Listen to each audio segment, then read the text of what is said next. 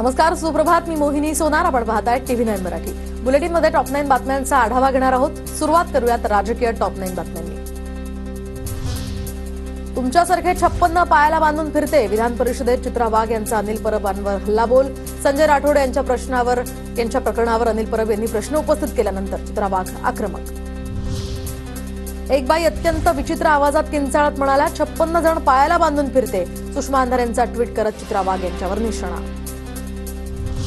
फक्त भाषणात नाही तर प्रत्यक्षात दाखवून द्यावं लागतं. पोपट पंडितांमध्ये हिंमत नाही, म्हणूनच सटरफटरांना पुढे करतायत.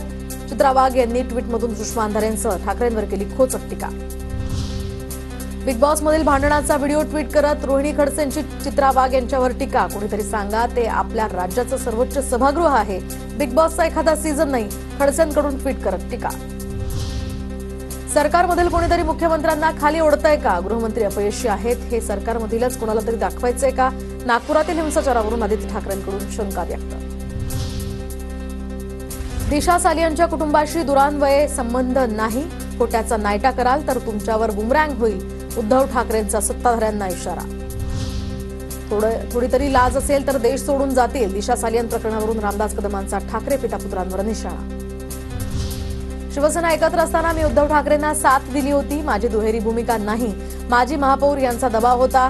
दोषी कोण आहेत ते सिद्ध होईल. दिशा सालियन प्रकरणानंतर आता मनीषा कायंदे यांची प्रतिक्रिया. विधान परिषदेच्या नव्या आमदारांचा आज दुपारी 1 वाजता शपथविधी. संजय खोडके, चंद्रकांत रघुवंशी, संदीप जोशी, संजय केनेकर शपथ घेणार, तर दादाराव केचे सुद्धा विधान परिषदेच्या आमदारकीची शपथ घेणार.